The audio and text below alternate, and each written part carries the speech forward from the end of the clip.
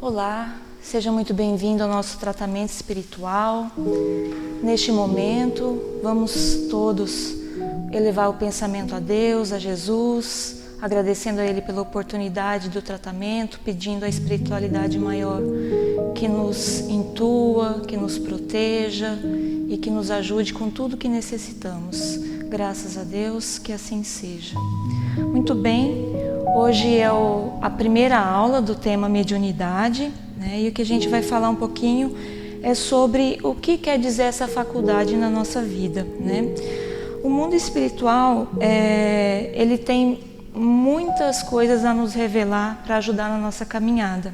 E a mediunidade é a bênção divina que vai nos ajudar a obter essas informações que vão nos influenciar, que vão nos dirigir, que vão ditar os caminhos que a gente deve seguir. Para entendermos um pouquinho dessa faculdade, a gente trouxe aqui alguns esclarecimentos que a própria espiritualidade tem nos ditado através dos livros, né? Para começar com a obra de Kardec, né? Ele pergunta lá no Livro dos Espíritos: ocupam os espíritos uma região determinada e circunscrita no espaço? E aí os espíritos esclarecem para Kardec: estão por toda parte, povoam infinitamente os espaços infinitos. Tendes muitos deles de contínuo a vosso lado, observando-os e sobre vós atuando, sem o perceberdes, pois que os espíritos são uma das potências da natureza. Então, o que os espíritos esclarecem neste momento é que, de ordinário, são os espíritos que nos dirigem. O tempo todo nós estamos rodeados por espíritos, né, de toda e qualquer natureza, e são eles que nos inspiram, que nos influenciam, né?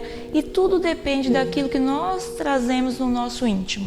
Se nós cultivamos pensamentos no bem, estaremos cercados por espíritos de natureza bondosa. Se nós cultivamos um pensamento de natureza negativa, de natureza inferior, esses pensamentos vão atrair espíritos com esse mesmo tipo de afinidade, né? Que se afinizam com os pensamentos inferiores. Então, de ordinário são eles que nos regem, mas muito atraídos pela nossa própria natureza, pela nossa própria força interior. Depende daquilo que cultivamos.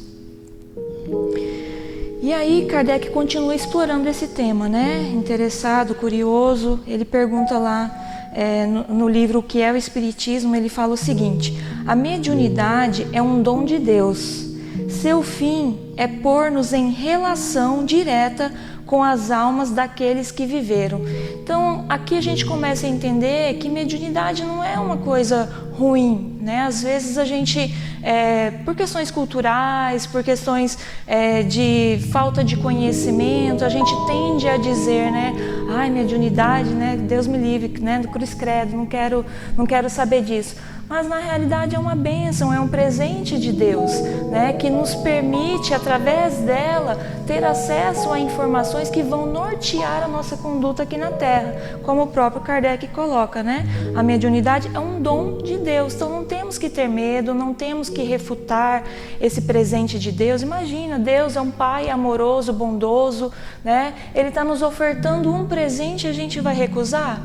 Né? Ao contrário, a gente tem que receber de bom grado, agradecer e fazer bom uso desse presente, né? Afinal, como Kardec coloca aqui, é essa faculdade, é esse presente que Deus nos oferta que vai nos permitir ter uma relação direta com os espíritos que viveram aqui na Terra e que no outro plano continuam em contato conosco, tentando nos alertar, tentando nos orientar, né? Outros, é claro, tentando nos desvirtuar do caminho.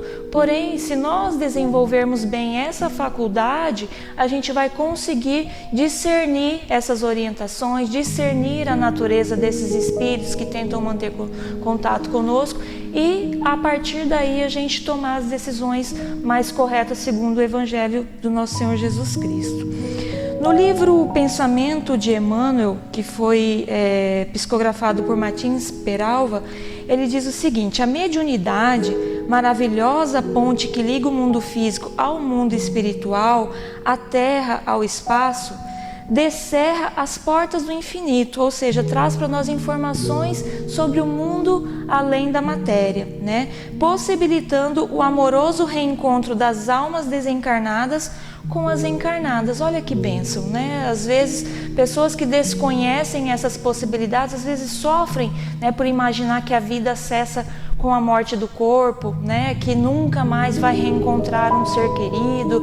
E a espiritualidade vem por meio da mediunidade nos dizer, olha, a morte não cessa com o corpo, né? O contato com os seres que amamos não se encerra com o descerrar daquele corpo, né, dentro do caixão, ali no velório, no enterro, né? Então, ao contrário do que imaginamos, né, a mediunidade nos permite ter a informação de que a vida continua, né? Os espíritos voltam para nos dizer que a vida continua. E isso é uma bênção, a gente poder continuar em relação com aqueles seres que amamos por meio da mediunidade.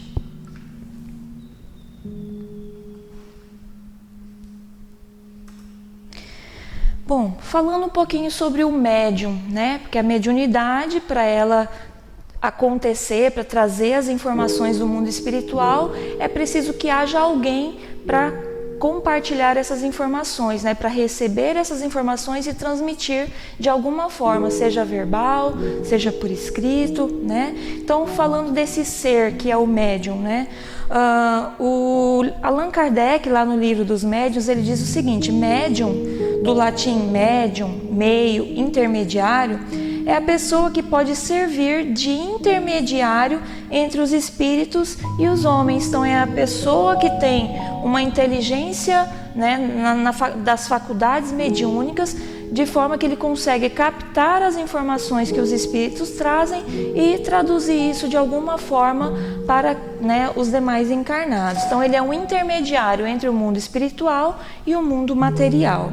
E lá no livro dos médiuns ainda, Allan Kardec, ele traz a seguinte informação: todo aquele que sente num grau qualquer a influência dos espíritos é por esse fato médium. Essa faculdade é inerente ao homem. Então, o que pode se deduzir dessa fala de Kardec é que todos aqueles que têm algum tipo de sensibilidade, né, para as coisas de Deus, para as coisas do mundo celestial, ele tem a possibilidade de desenvolver essa faculdade mediúnica, né, e promover esse intercâmbio entre o mundo espiritual e o mundo material, trazendo informações que possam nos esclarecer sobre como é a vida no plano espiritual e como nós devemos conduzir a nossa conduta aqui no mundo material para que a gente tenha um porvir mais venturoso. Bom, e a mediunidade então, né? O que é?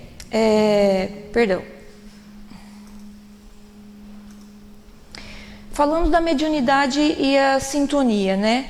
O André Luiz, no livro Missionários da Luz, ele diz o seguinte: desencarnados e encarnados em todos os setores da atividade terrestre vivem na mais ampla permuta das ideias. Cada mente é um verdadeiro mundo de emissão e recepção e cada qual atrai os que se lhe assemelham. Então, cada pessoa é uma espécie de antena, né, para emitir e receber informações, né? Então, tudo aquilo que nós sentimos dentro de nós, todos os nossos pensamentos emitem ondas eletromagnéticas que se pulverizam pelo universo, e todos aqueles que se afinizam com esses assuntos que nós estamos ali no campo das ideias, eles, né, os espíritos, eles vão se conectar conosco. E da mesma forma que nós comunicamos com eles pelos nossos pensamentos, eles também exercem essa mesma força, né? O irmão X, no livro Pontos e Contos, ele diz o seguinte: mediunidade é sintonia.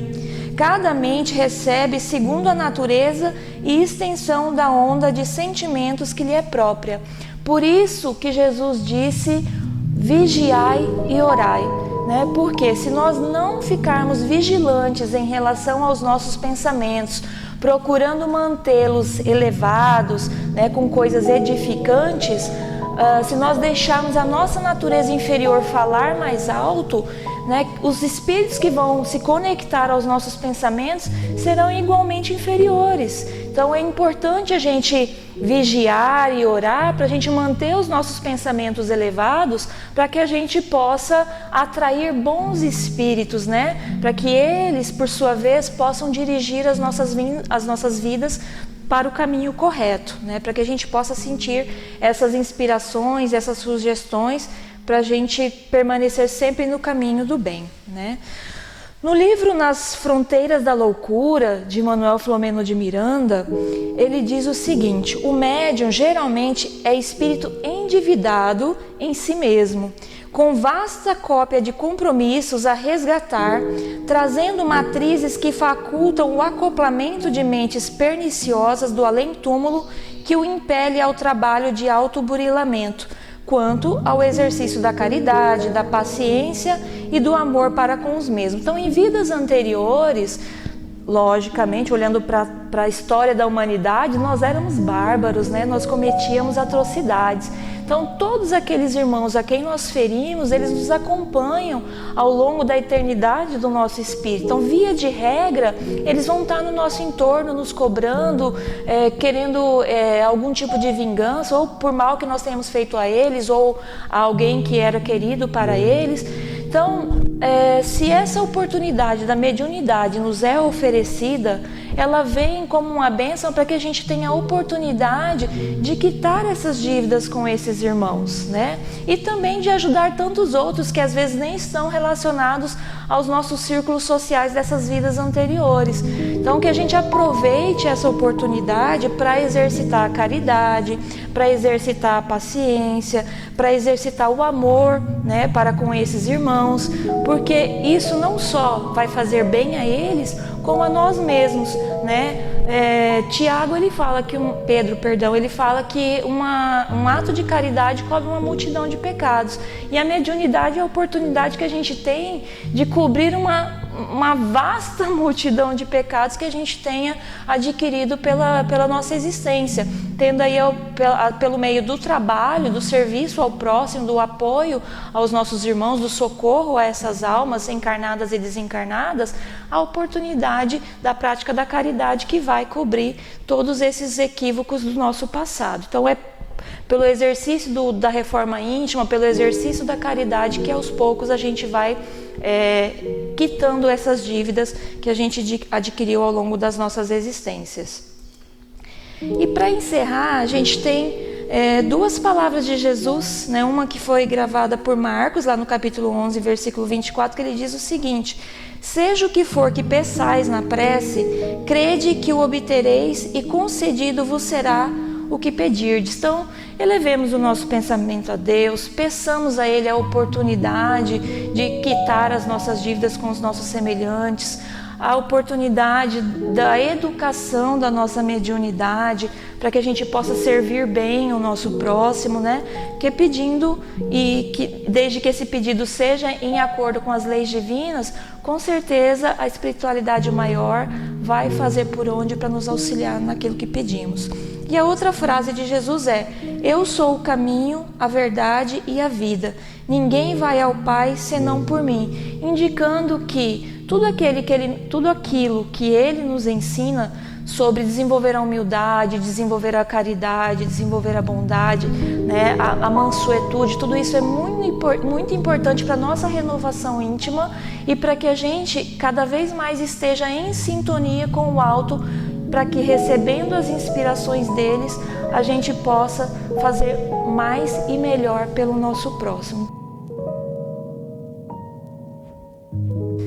Neste momento, vamos todos elevar o pensamento a Deus, a Jesus, que nós possamos permanecer com Jesus, sempre vigilantes, sempre orando, rogando as bênçãos do céu, para que a gente tenha uma vida mais santa, buscando a nossa edificação, a nossa renovação, com a prática da caridade em prol do nosso próximo. Sê conosco, Senhor Jesus, hoje e sempre, que assim seja.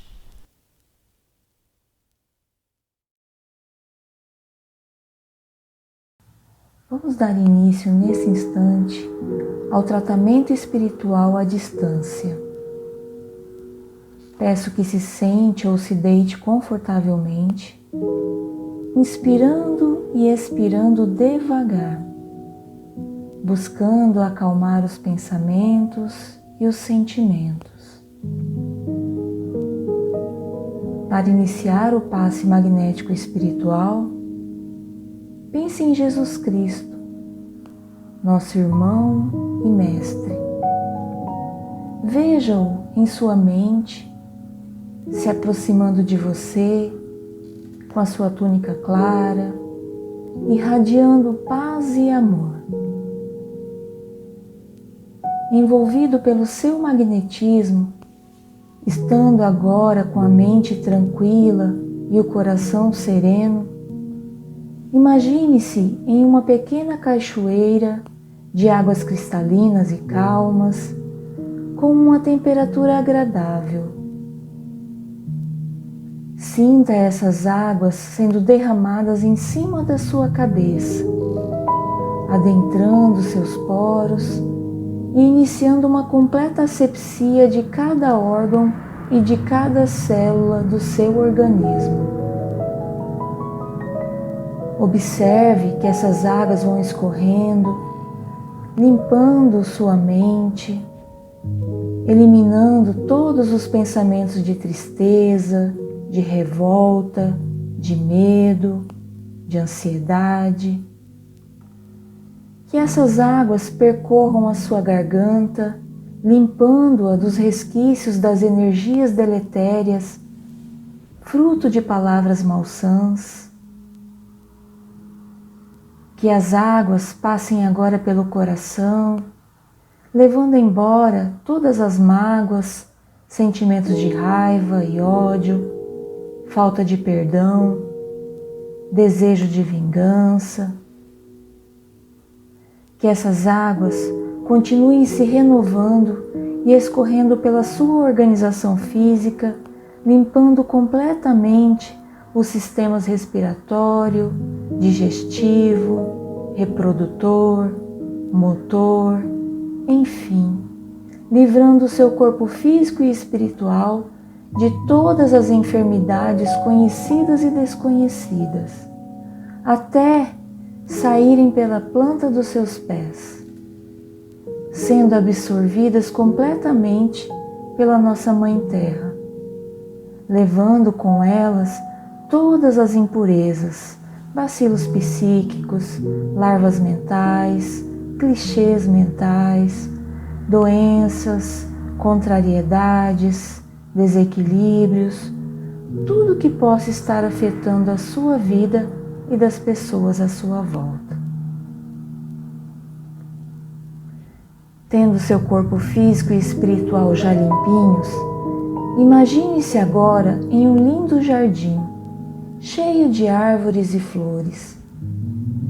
Sinta na pele uma brisa fresca, os perfumes da natureza, ouça o barulho dos pássaros. Observe no céu um raio de sol vindo em sua direção. Essa luz, com um calor agradável que chega até você, vem do coração de Jesus. É o querido Mestre irradiando do seu coração um raio de amor. Esse amor infinito que Ele devota a todas as criaturas e que chega até você para te reenergizar, te revigorar, encorajar e fortalecer. Sinta essa energia penetrando no ponto mais alto da sua cabeça e percorrendo de cima a baixo, bem devagar, toda a sua organização física e espiritual, curando e cicatrizando as suas chagas, enchendo-te de harmonia, renovando os seus sentimentos, trazendo novo alento, esperança e fé. Agora, sentindo o seu corpo físico e espiritual, a sua mente e o seu coração fortalecidos pelo amor de Jesus, eleve seu pensamento a Ele e a Deus. Agradeça pelas bênçãos deste tratamento e peça-lhes a proteção para você e para toda a sua família, hoje e sempre. Que assim seja.